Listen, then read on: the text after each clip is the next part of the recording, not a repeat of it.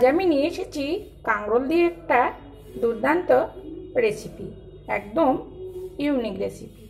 Welcome back to my channel S কিচেনের পক্ষ থেকে আমি শেফালি নিয়ে এসেছি আপনাদের জন্য আরও একটি নতুন স্বাদের নতুন রেসিপি।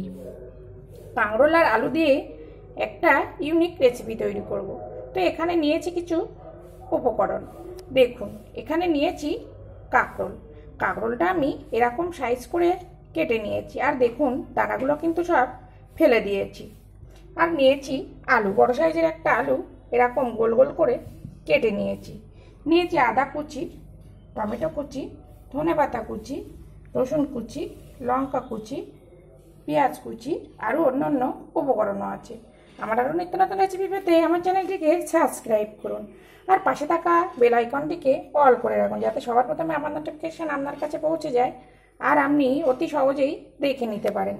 দেখুন, কাঁকরোল হলো এটা, অনেকে চেনে আবার অনেকে চেনে না, তার জন্য আমি এটা দেখিয়ে দিলাম। দেখুন, কাঁকরোল আর আলুটা আমি একটা বড় পাত্রে নিয়ে নিয়েছি। এবার এখানে দিয়ে দেব পরিমাণ মতো লবণ, আর দেব পরিমাণ মতো হলুদ, দিয়ে খুব সুন্দর করে মেখে নেব। মেখে নিয়ে 10 মিনিট রেস্টে রাখবো। তো প্লিজ ভিডিও দেখা শুরুতেই একটা লাইক দিয়ে ভিডিওটি দেখা শুরু করুন। আপনার একটা লাইক আমাকে অনেক দূরে এগিয়ে নিয়ে যেতে সাহায্য করবে।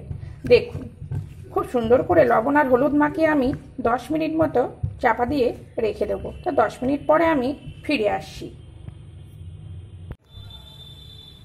দেখুন, আমি 10 মিনিট পরে রান্নায় ফিরে এসেছি, আর একটা কড়া বসিয়েছি। কড়াটা গরম হয়ে এসেছে।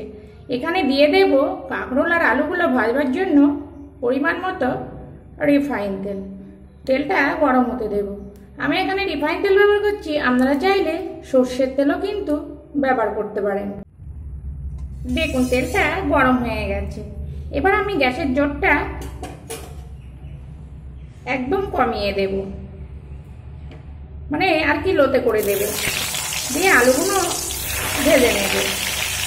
এমনভাবে আলুগুলো ভাজবো 80% মতো সিদ্ধ হয়ে যায়।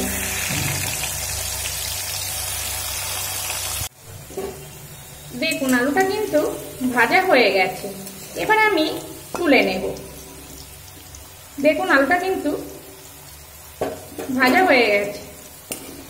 এবার তুলে নিয়ে একই তেলের মধ্যে আমি একইভাবে কাঁকরোলগুলো ভেজে নেব। দেখুন, আলুগুলো আমি তুলে নিয়েছি। এবার কাঁকরোলগুলো দিয়ে দেব। লো ফ্লেম করে ঢাকা দিয়ে ভেজে নেব।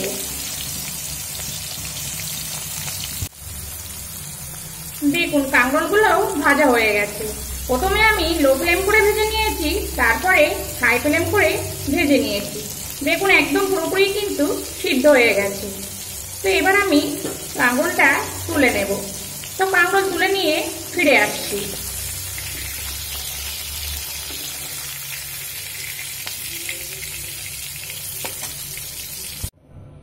দেখুন, কাঁকরোলটা আমি তুলে নিয়েছি, আর ওই একই তেলের মধ্যে ফোড়নে দেব একটা শুকনো লঙ্কা, আর দিয়ে দেব,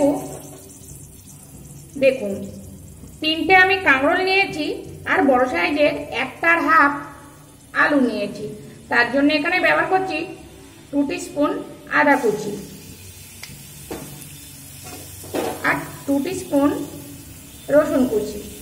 তবে আমি এগুলো কুচি ব্যবহার করছি, আপনারা চাইলে কিন্তু বাটাটাও ব্যবহার করতে পারেন। একটু ভাজা হতে দেব। দেখুন, ওই 1 মিনিট মতো মিডিয়াম ফ্লেমে রসুন আর আদাটা আমি ভেজে নিয়েছি। এবার এখানে দিয়ে দেব কাঁচা লঙ্কা কুচি। এখানে আমি 5 থেকে 6টা কাঁচা লঙ্কা কুচিয়ে নিয়েছি, আর দেব বড় সাইজের একটা পেঁয়াজ কুচি। দেখুন, পেঁয়াজটা আমি এরকম স্লাইস করে কেটে নিয়েছি, আর সঙ্গে দেব পরিমাণ মতো লবণ, দিয়ে মিডিয়াম ফ্লেম করে ভেজে নেব। দেখুন, পেঁয়াজটা আমি 2 থেকে 3 মিনিট মিডিয়াম ফ্লেম করে ভেজে নিয়েছি।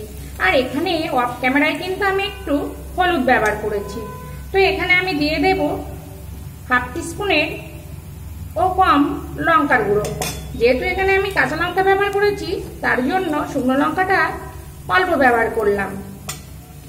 আর দিয়ে দেব 3 টিস্পুন টমেটো সস, আর দেব 2 টিস্পুন চিলি সস। আর এই বাটিগুলো ধুয়ে অল্প অল্প জল দিয়ে দেব।